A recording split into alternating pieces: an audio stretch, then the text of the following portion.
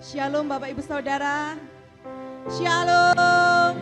Haleluya. Saya ucapkan selamat datang dan selamat beribadah di GPDI Anugerah Traji tercinta. Hari ini kita mau bersatu hati, kita mau meninggikan, memuji Tuhan bersama. Kita mau menyanyikan haleluya bagi Tuhan. Biarlah segala pujian, hormat, kemuliaan hanya bagi Tuhan. Haleluya Yesus. Kami datang kepadamu Tuhan, membawa pujian kami, membawa syukur kami Tuhan. Haleluya. Terima kasih Tuhan untuk kasih-Mu Tuhan.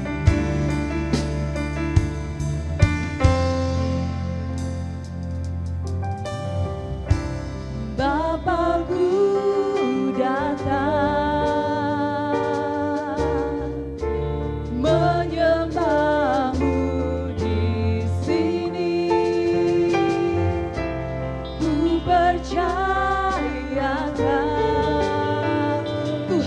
bagi kita, ada bagiku. Bapakku datang, kami mau menyembah Engkau Tuhan, menyembah-Mu di sini. Ku percaya Kau ada bagiku. Tak perlu kami takut Tuhan, tak usah takut sebab Kau sertaku, tak usah bimbang Kau di dalamku, tak usah jangan Kau peliharaku saat ku lemah. Katakan haleluya,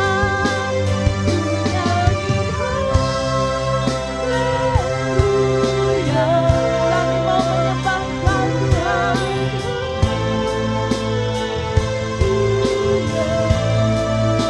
Sungguh Kau hebat, ajaib perkasa perbuatanmu. Mari puji Tuhan, katakan haleluya.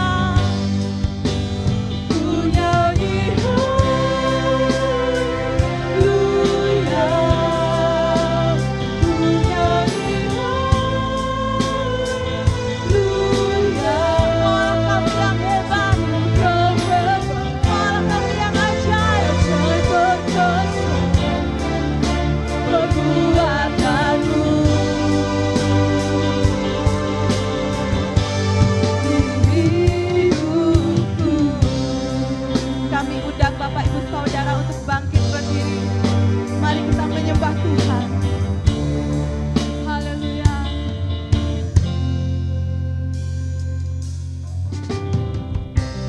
Bapakku datang, ini kami Tuhan, menyembah-Mu di sini.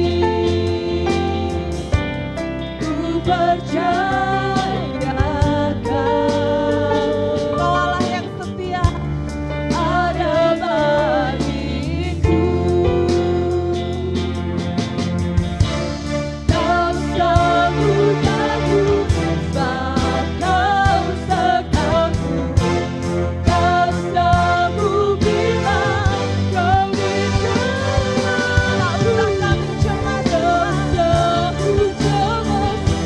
pergi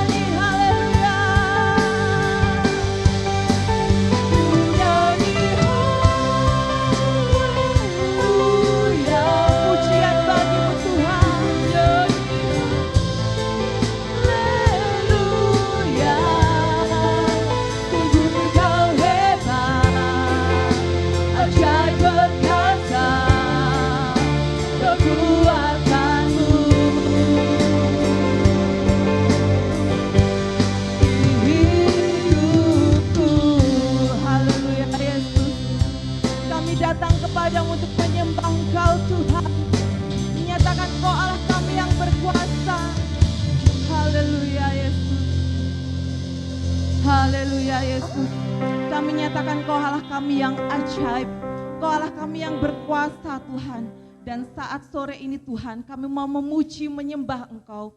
Biar segala pujian, hormat, kemuliaan, keagungan semuanya hanya bagi Engkau ya Bapa. Kiranya Tuhan berkati ibadah pada saat sore hari ini. Dari awal pertengahan sampai dengan akhirnya. Hanya di dalam nama Tuhan Yesus kami berdoa. Haleluya, amin. Kami ucapkan selamat sore untuk yang baru saja datang.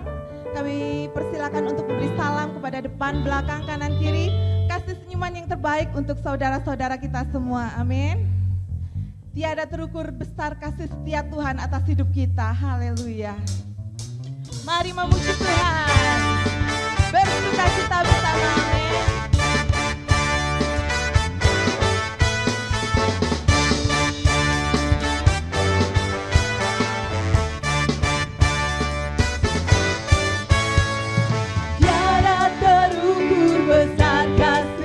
Jauh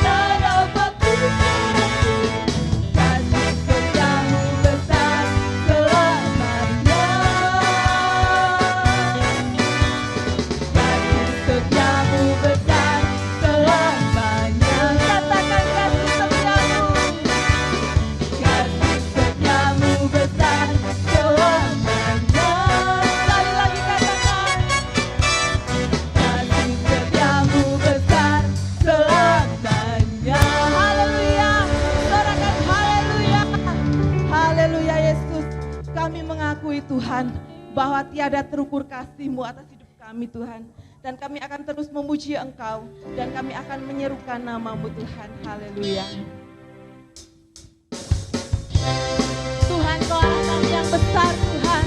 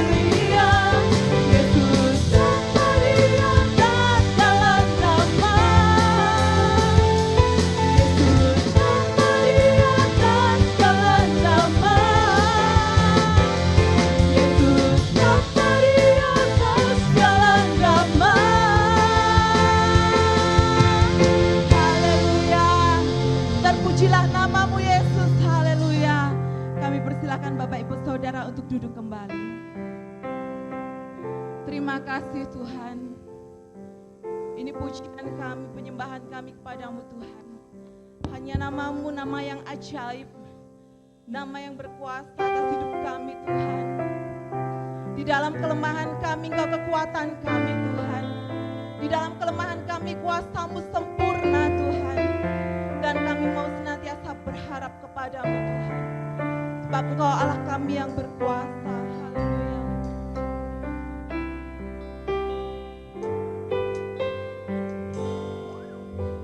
Tuhan, hanya kepadamu ku dapat selalu berharap. Kau takkan pernah membiarkan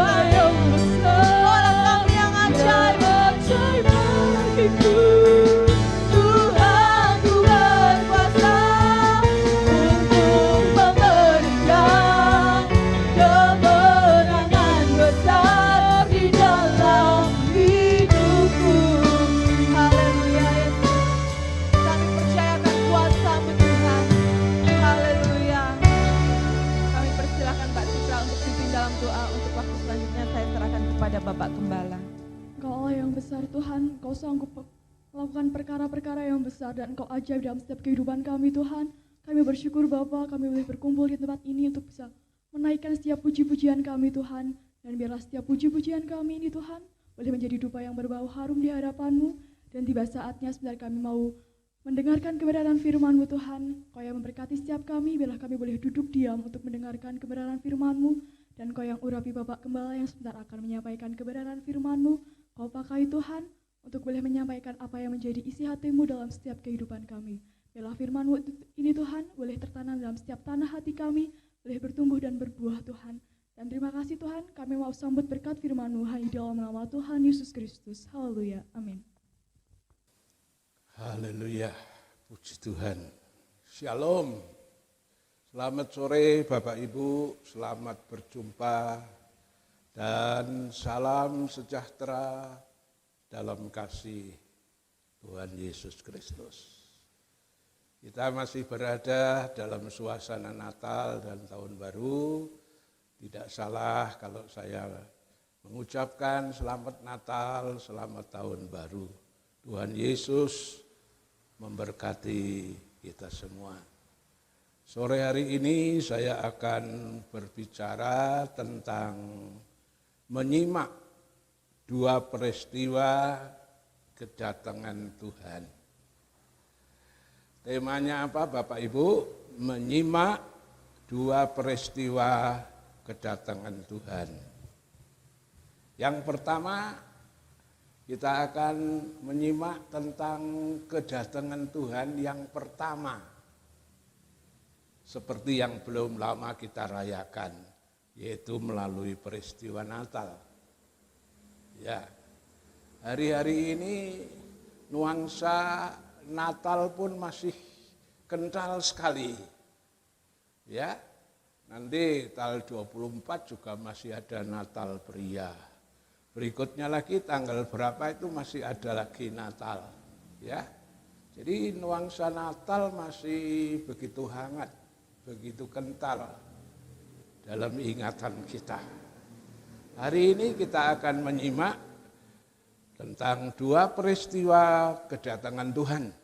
Yang pertama, peristiwa kedatangan Tuhan dalam suasana Natal. Nanti poin kedua berikutnya adalah kedatangan Tuhan yang kedua kali. Setelah Yesus naik ke surga, dia akan berjanji, dia akan datang kembali. Nah, nanti kita juga akan simak itu, pelajari bersama tentang kedatangan Tuhan yang kedua kali. Karena saya percaya kedatangan Tuhan pertama dan yang kedua itu kalau kita tarik benang merah, itu ada hubungannya bagi keselamatan manusia. Baik, untuk yang pertama, ya, saya akan bacakan ayat dari Matius pasal 2. Ini tentang kedatangan Tuhan yang pertama dalam peristiwa Natal. Matius pasal 2 ayat 1 sampai 5. Orang Majus dari timur. Sesudah Yesus dilahirkan di Bethlehem di tanah Yudea, pada zaman Raja Herodes, datanglah orang Majus dari timur ke Yerusalem dan bertanya-tanya, di manakah dia, raja orang Yahudi yang baru dilahirkan itu? Kami telah melihat bintangnya di timur dan kami datang untuk menyembah dia. Ketika Raja Herodes mendengar hal itu, terkejutlah ia beserta seluruh Yerusalem. Maka dikumpulkannya semua imam, kepala dan ahli Taurat bangsa Yahudi, lalu dimintanya keterangan dari mereka, di mana Mesias akan dilahirkan.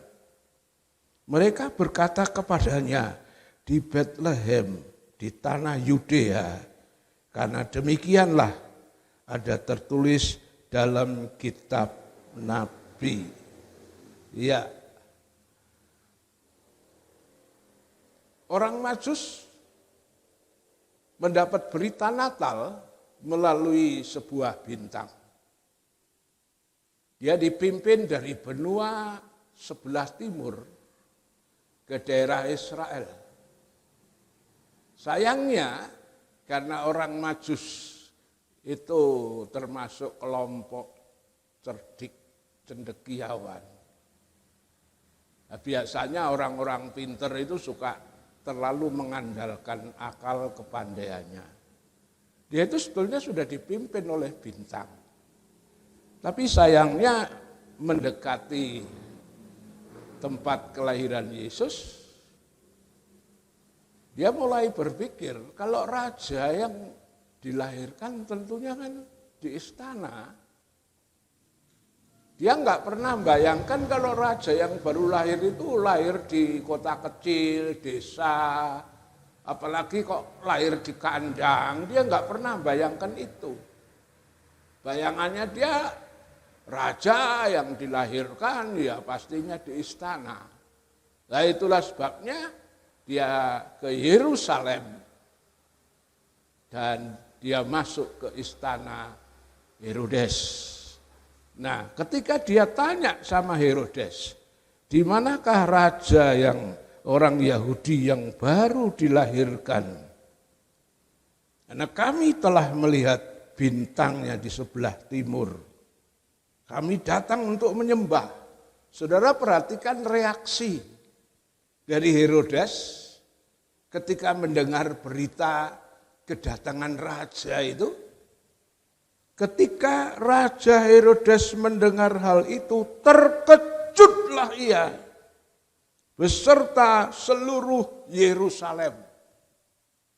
Raja Herodes terkejut, kaget. Ibaratnya pepatah mengatakan seperti disambar petir di siang hari bolong, kaget. Dia pikir, loh kok ana raja meneh sing baru dilahirkan. Wah, jangan-jangan dia nanti mau ngadakan kudeta, lalu kedudukan kami digeser. Herodes mulai berpikir, pikiran-pikiran politik yang busuk, daripada nanti raja yang dilahirkan itu nanti memimpin pemberontakan, lalu mengusir kami dari istana, lebih baik selagi dia masih bayi kita bunuh saja. Cuma orang politik itu bisa bermuka dua, hati boleh panas, tapi muka kelihatannya senyum-senyum kayak orang seneng. Dia ngomong sama orang Majus, sudah ya, coba nanti tak cari tahu dari ahli Taurat di mana raja itu lahir. Dikumpulkanlah ahli Taurat. Lalu ahli Taurat membaca nubuatan Nabi Mika yang mengatakan di Bethlehem sana. Wah, si Herodes bilang sama orang Majus, ya sudah, kamu duluan ya. Datang ke sana. Setelah itu kamu kembali ke sini. Kasih tahu sama saya yang alamat yang tepat. Karena kami juga akan menyembah dia. Nah, orang politik itu bisa dua muka ya. Istilahnya hati boleh panas tapi wajah tidak kelihatan orang marah. Ini orang politik itu pandai menyembunyikan apa yang di hatinya. Nah, jadi reaksi Herodes terkejut, kaget. Dan tidak hanya Herodes yang kaget, saudara. Beserta seluruh Yerusalem. Yerusalem itu ibu kota Israel. Jadi kalau Yerusalem gempar, saya kira seluruh Israel gempar. Terkejut, gempar, mendengar kedatangan raja yang baru dilahirkan itu. Saudara, sebenarnya mengenai kedatangan raja yang akan dilahirkan sebagai juru selamat, itu bukan peristiwa tiba-tiba, saudara. Bukan peristiwa sekonyong-konyong lalu terjadi, tidak. Peristiwa itu sebetulnya sudah ribuan tahun yang lalu dinubuatkan oleh para nabi.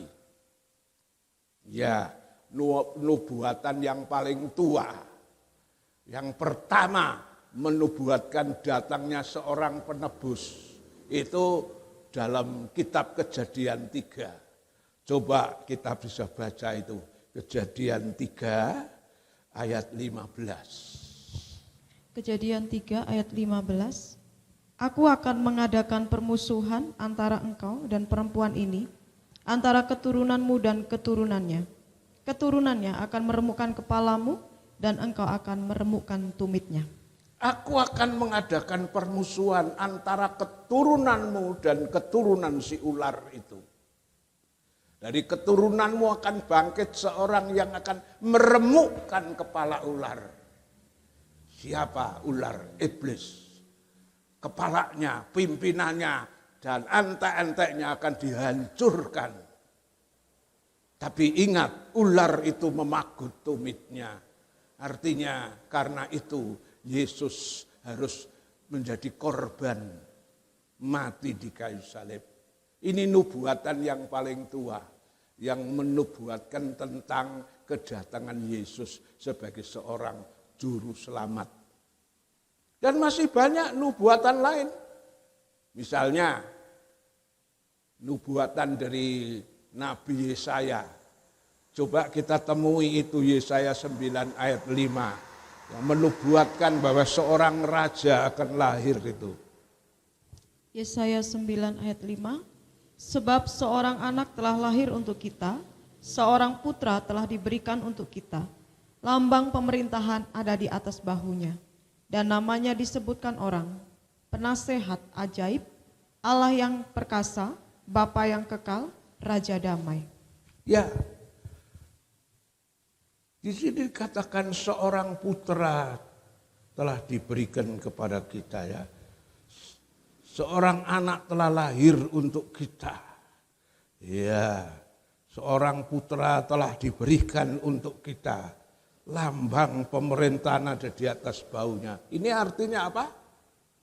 Yang dilahirkan itu raja yang bakal memerintah. Yesus mendapat julukan penasehat ajaib, Allah yang perkasa, Bapa yang kekal, Raja damai. 600 tahun sebelum Yesus lahir, si Yesaya telah menubuatkan ini. Ini nubuatan tentang kelahiran Yesus, kedatangan Yesus sebagai juru selamat. Ada banyak ayat yang menubuatkan itu. Ya, dari kitab Kejadian tadi, terus Yesaya. Terus satu lagi, sebenarnya masih banyak itu. Satu lagi, kitab Mika pasal 5 ayat 1. Ini yang dibaca oleh orang Majus tadi. Mika 5 ayat 1. Tetapi engkau, hai Betlehem Efrata, hai yang terkecil di antara kaum-kaum Yehuda, daripadamu akan bangkit bagiku seorang yang akan memerintah Israel, yang permulaannya sudah sejak purbakala, sejak dahulu kala. Ya, Mika menubuatkan jelas tempatnya di Bethlehem. Ya, jadi sejak manusia jatuh dalam dosa, nubuatan kedatangan juru selamat ke dunia ini sudah ada. Kejadian pasal 3 ayat 15. Terus Yesaya pasal 9 itu tadi. Yesaya itu 600 tahun sebelum Yesus datang. Dia sudah nubuat tentang kedatangan Yesus sebagai juru selamat. Kitab Mika menjelaskan lebih gamblang. Pertanyaannya adalah, mengapa saat kenyataan Yesus datang, padahal sudah berulang, tiap kitab, tiap nabi, hampir semuanya menubuatkan tentang kedatangan Yesus sebagai juru selamat. Tapi mengapa pada saat kenyataannya Yesus datang, kok orang Yerusalem sendiri terkejut, orang Yahudi sendiri kaget, loh kok ono raja sing lahir, kok bisa? Ya, ada beberapa kemungkinan. Kemungkinan pertama, ya karena nubuatan-nubuatan itu dinubuatkan ribuan tahun, ratusan tahun sebelum Yesus sendiri lahir. Jadi antara nubuatan dengan kenyataan itu membutuhkan waktu yang cukup lama. Sehingga bagi orang-orang yang jarang membaca Alkitab, mungkin bisa terlupakan. Ibaratnya ini contoh mudah dalam gereja, misalnya ada berita tentang ya Natal, ini Natal pria tanggal 24 nanti itu kan beritanya sejak awal Desember sudah diumumkan.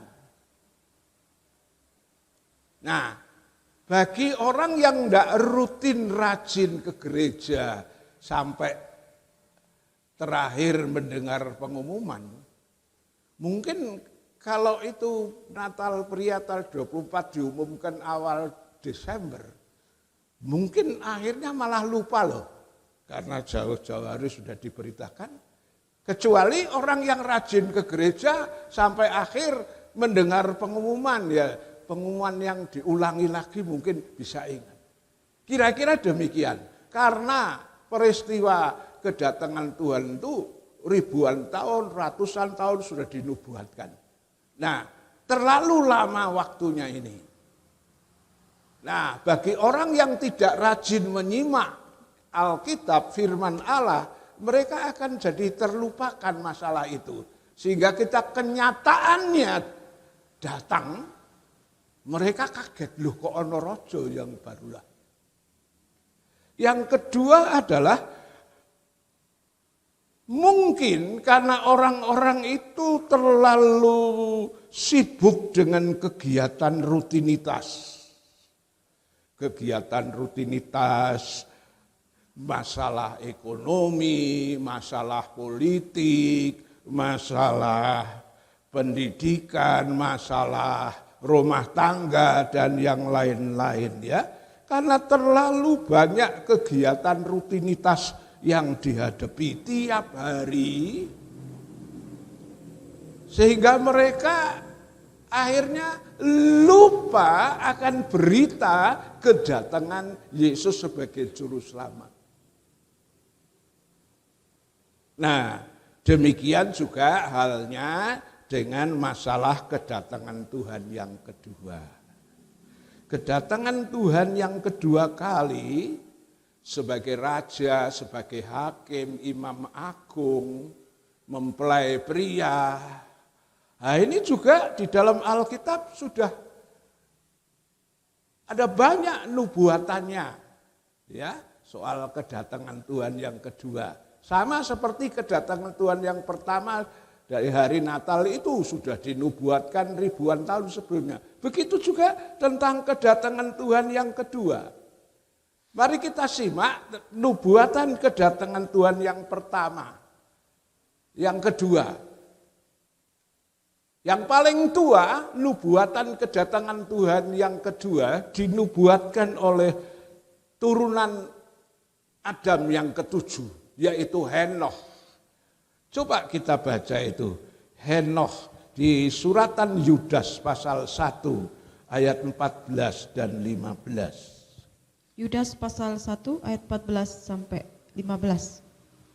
Juga tentang mereka, Henokh keturunan ketujuh dari Adam telah bernubuat katanya, sesungguhnya Tuhan datang dengan beribu-ribu orang kudusnya, hendak menghakimi semua orang dan menjatuhkan hukuman atas orang-orang fasik karena semua perbuatan fasik yang mereka lakukan dan karena semua kata-kata nista yang diucapkan orang-orang berdosa yang fasik itu terhadap Tuhan.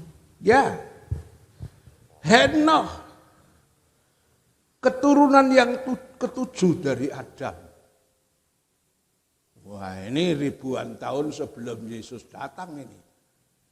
Henokh keturunan Adam sudah bernubuat tentang kedatangan Yesus yang kedua. Ya, Henokh menubuatkan bahwa Yesus akan datang, ya. Dikatakan sesungguhnya Tuhan datang dengan beribu-ribu orang kudusnya, hendak menghakimi semua orang. Nah, ini jelas ya, kedatangan Yesus itu sebagai hakim, kedatangan yang kedua itu sebagai raja, sebagai hakim yang mengadili semua manusia. Ya, baik orang fasik ya dengan segala perbuatannya yang dilakukan. Ini Henoh sudah menubuatkan. Padahal Henoh itu ribuan tahun sebelum Yesus lahir, dia sudah nubuatkan tentang kedatangannya yang kedua. Ada lagi yang bernubuat tentang kedatangan Tuhan. Misalnya Daniel. Daniel juga nubuat ini. Ratusan tahun sebelum Yesus lahir, Daniel nubuat tentang kedatangan Tuhan. Kitab Daniel pasal 12 ayat 1 dan 2. Daniel pasal 12 ayat 1 dan 2. Pada waktu itu juga muncul Mikael, pemimpin besar itu, yang akan mendampingi anak-anak bangsamu, dan akan ada suatu waktu kesesakan yang besar, seperti yang belum pernah terjadi sejak ada bangsa-bangsa sampai pada waktu itu. Tetapi pada waktu itu bangsamu akan terluput, yakni barang siapa yang didapati namanya tertulis dalam kitab itu.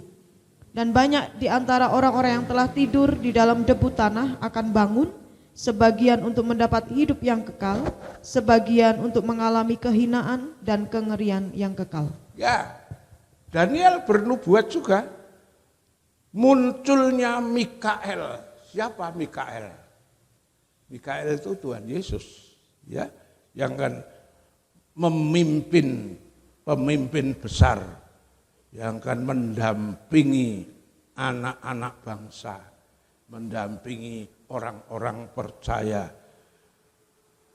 Ya, dan kedatangan Tuhan nanti didahului dengan satu waktu kesesakan yang besar.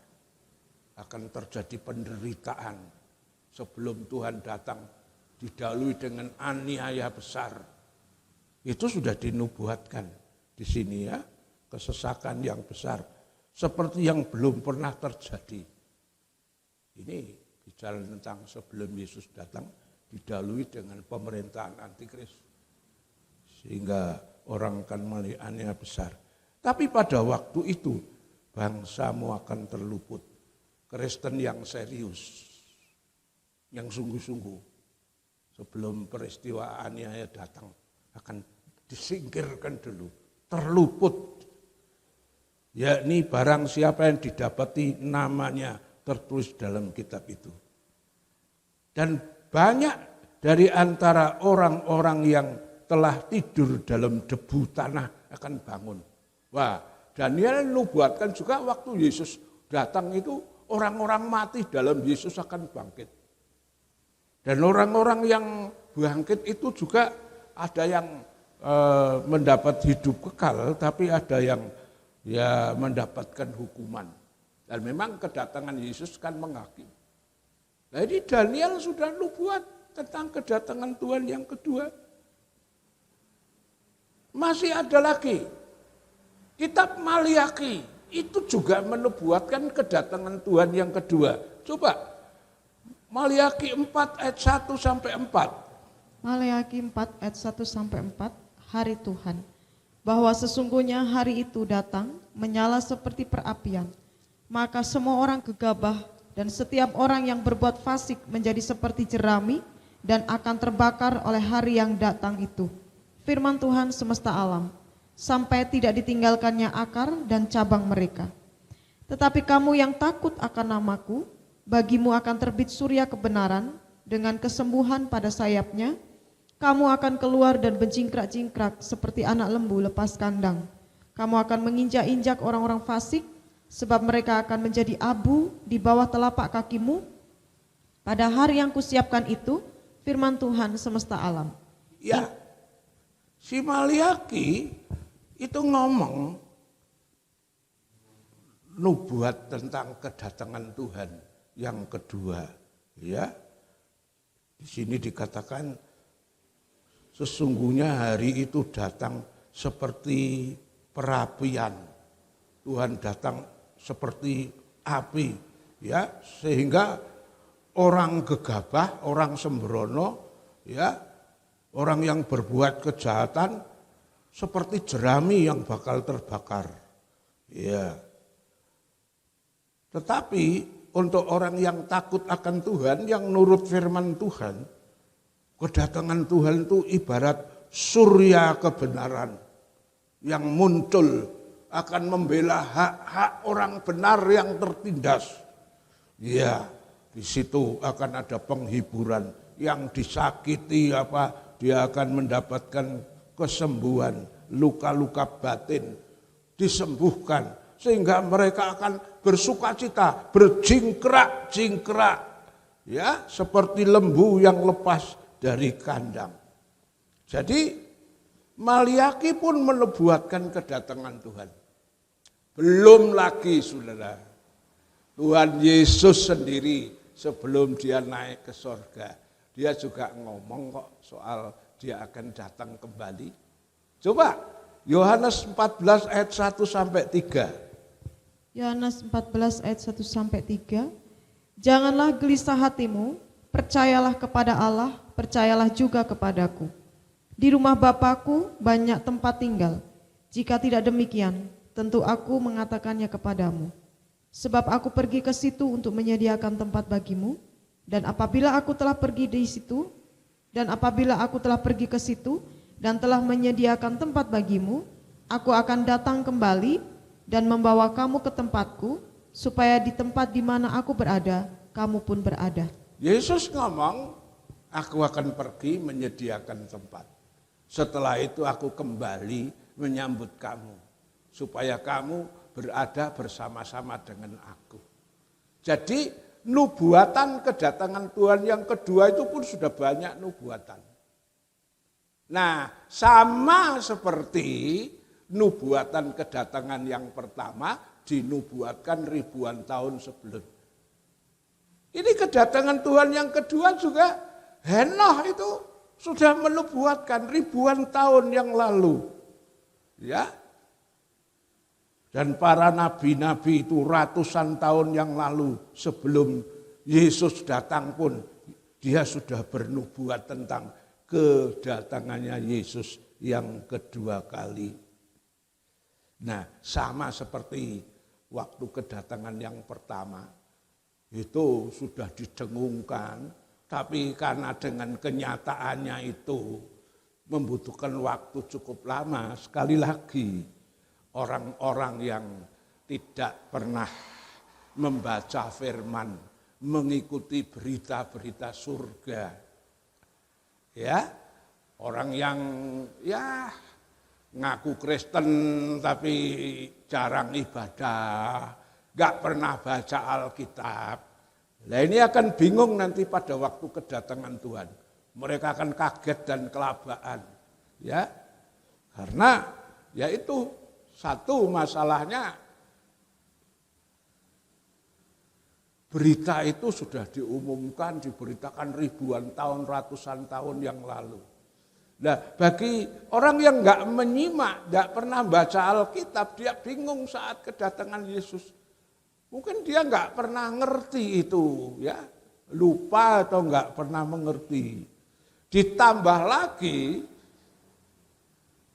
walaupun Kristen yang suka rajin kebaktian, tetapi kalau dalam hidupnya itu terlalu dinina-bubukkan, terlalu disibukkan dengan urusan dunia, itu nanti pada saat kedatangan Tuhan dia akan kelabakan, dia akan bingung.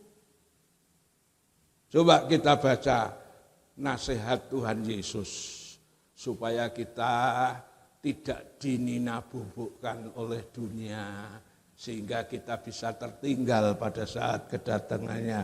Kita baca itu Lukas 21, 34 sampai 36. Lukas 21, 34 sampai 36. Jagalah dirimu supaya hatimu jangan syarat oleh pesta pora dan kemabukan serta kepentingan-kepentingan duniawi, dan supaya hari Tuhan jangan dengan tiba-tiba jatuh ke atas dirimu seperti suatu jerat. Sebab ia akan menimpa semua penduduk bumi ini. Berjaga-jagalah senantiasa sambil berdoa, supaya kamu beroleh kekuatan untuk luput dari semua yang akan terjadi itu, dan supaya kamu tahan berdiri di hadapan Anak Manusia. Iya, jagalah dirimu supaya hatimu jangan syarat oleh pesta pora. Jangan ngikuti keinginan-keinginan daging, ngumbar hawa nafsu, dan kemabukan, serta kepentingan-kepentingan duniawi. Ya masalah cari nafkah sih boleh-boleh saja, kerja dapat untung, bisa dapat kekayaan itu sah-sah saja. Tapi nasihat firman Tuhan, jangan terlalu sibuk dengan masalah itu sehingga kita lupa hal-hal yang rohani, apalagi masalah kedatangan Tuhan, ya. Dan supaya hari Tuhan jangan dengan tiba-tiba jatuh ke atas dirimu menjadi satu jerat. Karena tidak ada persiapan sehingga hari Tuhan itu merupakan suatu berita yang ya membuat dia terjerat atau jatuh. Sebab itu ia akan menimpa semua penduduk bumi. Penduduk bumi semua akan tertimpa oleh masalah ini. Tapi untuk orang Kristen yang berjaga-jaga, dia akan mengerti. Ya, dia tidak akan kaget saat kedatangan Tuhan itu. Sebab itu dinasihatkan berjaga-jagalah senantiasa sambil berdoa. Berjaga, berdoa supaya kamu kuat, supaya kamu beroleh kekuatan, terluput dari semuanya yang akan terjadi. Ya, dan supaya kamu tahan berdiri di hadapan anak manusia. Inilah yang pernah dinasihatkan oleh Tuhan. Ya.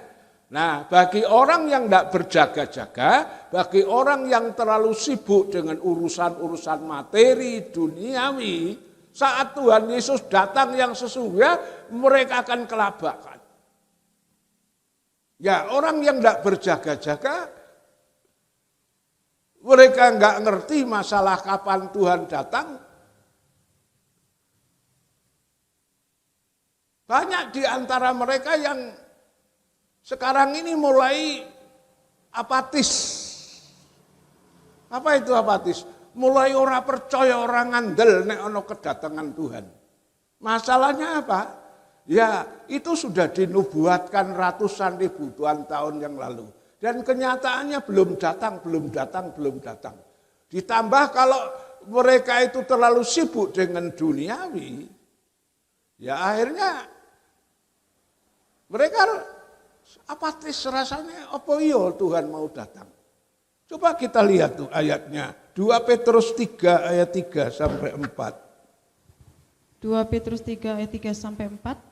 Yang terutama harus kamu ketahui ialah bahwa pada hari-hari zaman akhir akan tampil pengejek-pengejek dengan ejekan-ejekannya, yaitu orang-orang yang hidup menuruti hawa nafsunya. Kata mereka, di manakah janji tentang kedatangannya itu? Sebab sejak bapa-bapa leluhur kita meninggal, segala sesuatu tetap seperti semula pada waktu dunia diciptakan. Ya, akhir zaman banyak orang yang ngejek, apatis, orang percaya karo kedatangan Tuhan. Mereka ngolok-olok, mereka bilang di mana itu janjinya sejak dulu. Saya ingat kok sejak saya sekolah minggu kecil sudah dengar tentang kedatangan Tuhan. Sampai saya sudah tua, sudah punya anak, punya cucu. Bahkan mungkin berapa tahun lagi saya punya buyut. Tuhan Yesus belum datang, Pak. Nah, orang yang hidupnya jauh dari Tuhan, terlalu sibuk dengan duniawi, ya. Apa meneh ora tahu kebaktian, ora tahu doa, ora tahu baca Alkitab. Mereka jadi apatis, mereka jadi ora percaya akan kedatangan Tuhan. Nah, yang berbahaya itu yang semacam itu. Kalau pas Tuhan datang, dia tidak berjaga-jaga. Sehingga dia seperti 5 darah yang tertinggal. Kedatangan Tuhan seperti jerat. Kedatangan Tuhan seperti api yang membakar mereka. Sehingga mereka kelabakan tidak karuan. Iya. Tuhan Yesus sudah menubuatkan dalam 2 peristiwa. Yaitu peristiwa Nabi Nuh, peristiwa Lot. Ya, Tuhan Yesus menubuatkan ini tentang kedatangan Tuhan itu nanti akan terjadi, terulang zamannya Nabi Nuh dan zamannya Lot. Mari kita baca yang pertama yang dikatakan Tuhan dalam Matius 24, 37 sampai 39. Matius 24, 37 sampai 39. Sebab sebagaimana halnya pada zaman Nuh, demikian pula halnya kelak pada kedatangan Anak Manusia. Sebab sebagaimana mereka pada zaman sebelum air bah itu makan dan minum, kawin dan mengawinkan, sampai kepada hari Nuh masuk ke dalam bahtera, dan mereka tidak tahu akan sesuatu sebelum air bah itu datang dan melenyapkan mereka semua. Demikian pula lah halnya kelak pada kedatangan Anak Manusia. Ya, kedatangan Tuhan ditandai dengan seperti terulangnya zaman Nabi Nuh. Zaman Nabi Nuh sebelum air bah datang, orang sibuk dengan apa? Makan minum, kawin mengawinkan. Ini apa artinya? Mereka sibuk dengan urusan pemuasan daging. Ya, banyak orang Kristen pun sekarang terlalu sibuk dengan urusan makan. Seolah-olah mereka mementingkan perkara-perkara perut lebih dari perkara rohani. Ini yang dikatakan oleh suratan Filipi, orang yang bertuhankan perut. Terlalu memikirkan masalah perut. Kebutuhan perut lebih dari kebutuhan rohani. Kenapa enggak kebaktian? Nyambut gawe. Nyambut gawe itu enggak salah, cari makan enggak salah. Tapi jangan sampai meninggalkan jam ibadah gara-gara masalah perut. Ini namanya Kristen tapi bertuhankan perut. Dan orang yang semacam itu akan menjadi seteru dari salib Kristus. Itu ditulis oleh suratan Filipi pasal 3, 18 dan 19. Ya. Dan zaman Nuh juga orang dinabobokkan dengan bukan hanya makan minum soal kepentingan perut, tapi juga pemuasan nafsu seks. Kawin dan dikawinkan. Itu bicara tentang pemuasan nafsu seks. Sehingga mereka terlupa akan masalah kedatangan Tuhan. Zaman Nuh orang sibuk dengan itu, terlupakan dengan apa yang sudah dikatakan akan ada banjir yang besar dan mereka binasa. Yang kedua, Tuhan ngomong akan terjadi seperti zamannya Lot. Coba kita baca apa yang terjadi di zamannya Lot, Lukas 17, 28 sampai 29. Lukas 17 ayat 28 sampai 29.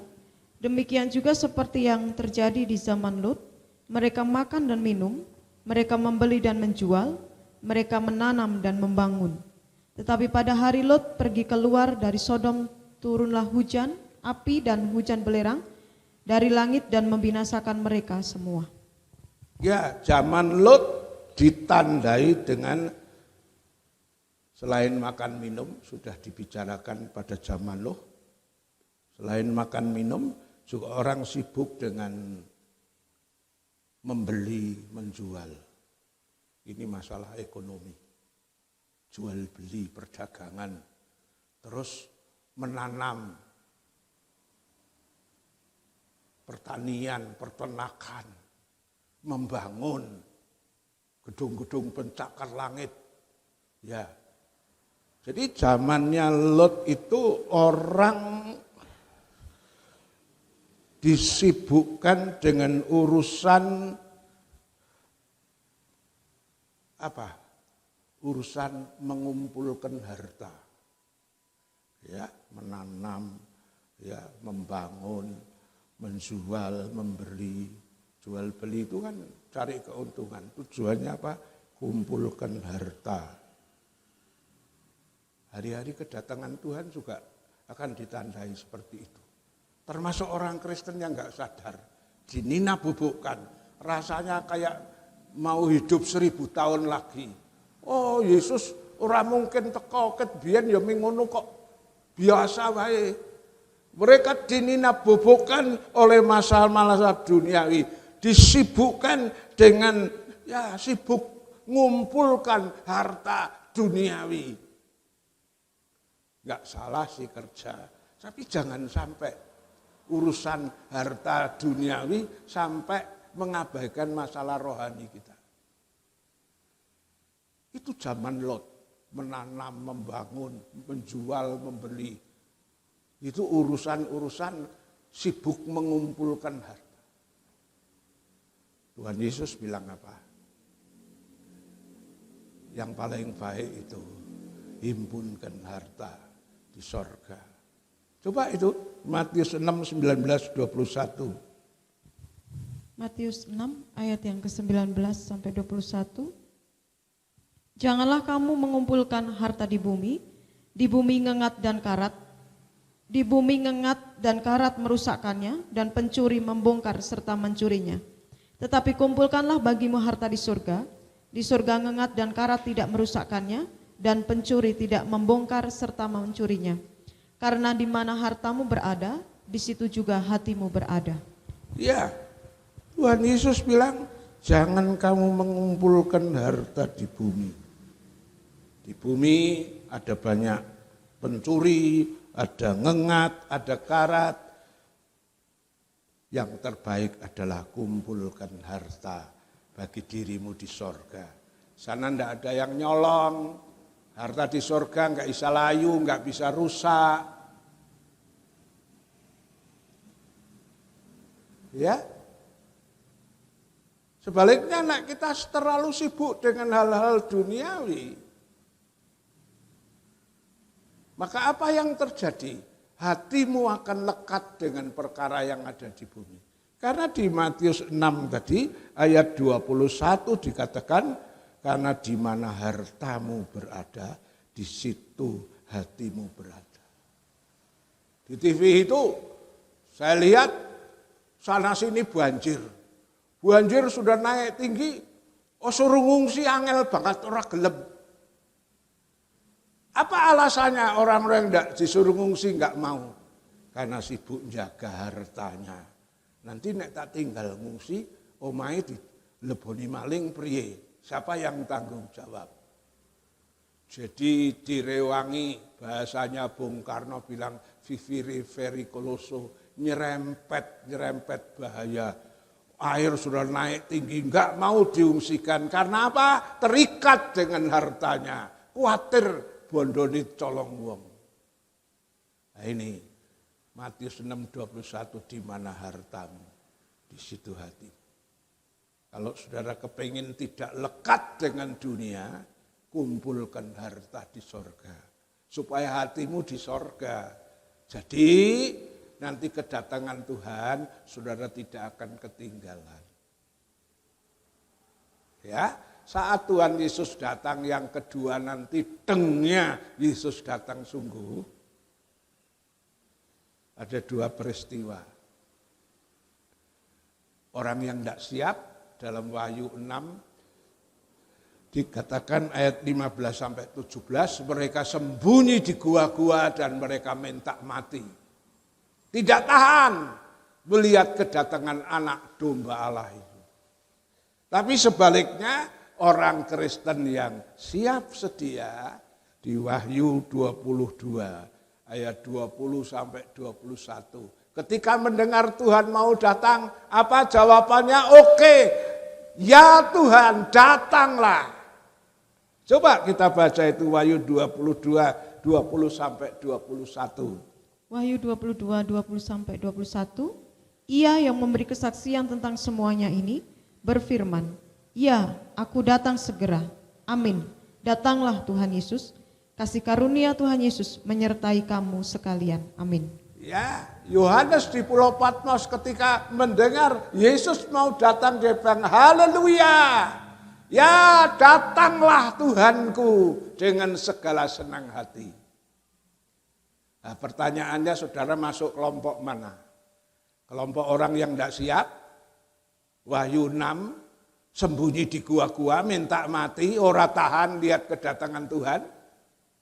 Atau kelompok kedua, seperti Yohanes ketika mendengar berita kedatangan Dia menyambut dengan, ya Tuhan, datanglah. Oke Tuhan, kapan Engkau akan datang? Hatiku sudah sangat rindu. Amin. Mari kita bangkit berdiri. Kapan Yesus kembali? Kapan Yesus kembali ke dalam dunia ini? Sungguh tak lama lagi. Betapa senang hatiku bila sudah bertemu. Hatiku sangat rindu pada Yesus Tuhanku. Mari bersedialah, mari bersedialah. Lihatlah pengantin hampir datanglah, mari bersedialah. Kapan Yesus kembali? Kapan Yesus kembali ke dalam dunia ini? Sungguh tak lama lagi. Betapa senang hatiku bila sudah bertemu. Hatiku sangat rindu pada Yesus Tuhanku. Terima kasih Tuhan. Kami telah mendengar berita kedatangan Tuhan. Baik kedatangan Tuhan yang pertama sebagai bayi Natal, dan juga disambung dengan kedatangan Tuhan yang kedua sebagai Raja, sebagai Hakim dan Imam. Kami baca di Alkitab, kedatangan yang pertama itu ribuan ratusan tahun sudah dinubuatkan. Tapi saat kenyataannya Yesus datang, orang tidak siap, orang terkejut, orang bingung. Kenapa? Karena mungkin mereka tidak pernah baca Alkitab, tidak mengikuti berita-berita sorga. Ya, karena mereka terlalu sibuk dengan urusan-urusan dunia ini, sehingga mereka lupa akan janji kedatangan Tuhan itu. Herodes dan orang Yerusalem semua, Israel terkejut. Bahkan respon Herodes pengen membunuhnya. Karena dia enggak siap. Begitu juga dengan kedatangannya yang kedua. Ribuan ratusan tahun sudah dinubuatkan. Dan pada saat kenyataan kedatangan yang asli itu, banyak orang juga terkejut, takut. Bahkan mereka lari bersembunyi di gua-gua. Kenapa? Karena mereka tidak mengadakan persiapan. Ya, karena mereka terlalu sibuk dengan masalah-masalah dunia ini. Ingin memuaskan pemuasan keinginan perut, keinginan hawa nafsu, pengumpulan harta, dan sebagainya. Sehingga membuat mereka lupa akan hal yang rohani.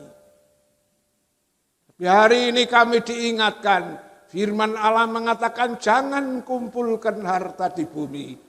Ada pencuri, ada ngengat karat, tapi kumpulkan harta bagi dirimu di surga. Karena di mana hartamu, di situ hatimu. Ampuni kalau selama ini kami terlalu sibuk dengan duniawi.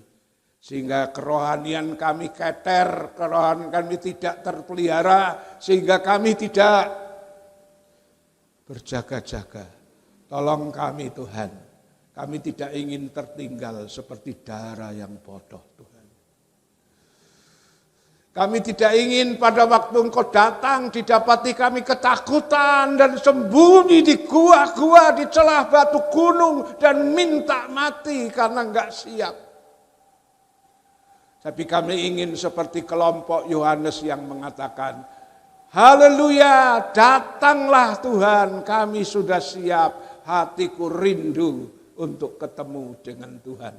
Karena kedatangan Tuhan berarti kami siap masuk dalam sorga dan menerima pahala dari semua yang telah kami kerjakan. Roh Kudus mampukan kami, beri kami kekuatan, bertahan sampai akhir.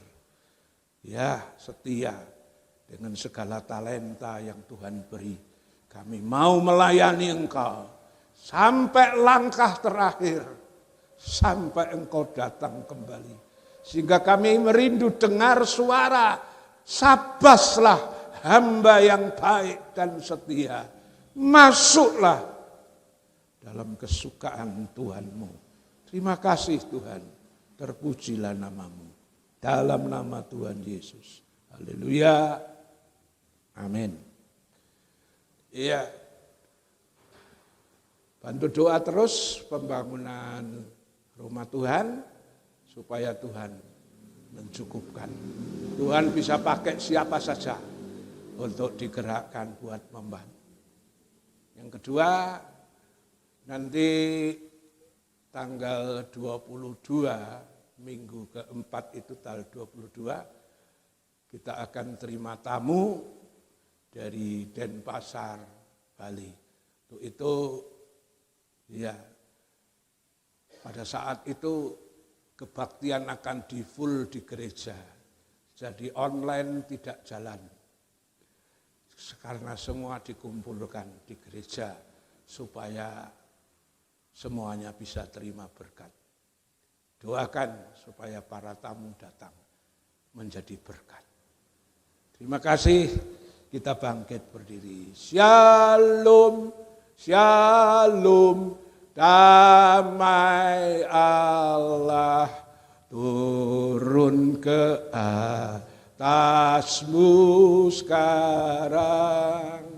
Shalom, shalom, damai Allah sekarang dan selamanya. Seperti sungai mengalir, lembut gemercik, seperti burung merpati, damai surgawi. Shalom, shalom, diberkatilah kau selalu. Berkat atas nama Bapa, Anak, Roh Kudus. Saudaraku yang dikasihi Tuhan, pulanglah dengan bawa berkat Tuhan. Yang sakit disembuhkan, yang lemah dikuatkan, yang punya masalah persoalan akan pulang dengan kemenangan dan pertolongan. Setiap pekerjaan anak-anakmu yang tani, ternak, dagang, wira swasta, kerja apapun yang halal diberkati. Anak sekolah, kuliah, kasih kepintaran, Tuhan membuatnya menjadi berhasil.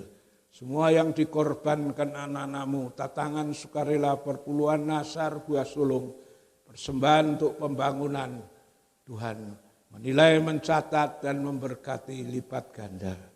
Kedatangan tamu untuk minggu tanggal 22, kami doakan supaya tamu dengan timnya boleh menjadi berkat bagi kami semua. Pulanglah, terimalah berkat dari Allah Bapa, kasih sayang dari Tuhan Yesus, persekutuan dari Roh Kudus menyertai saudara dan saya. Saat ini sampai Maranatha, Tuhan Yesus datang kembali. Haleluya. Amin. Untuk minggu ini kemarin persembahan yang masuk dari Mbak Dwi 1 juta dan dari Ibu Lani Pangestu 1 juta. Tuhan memberkati.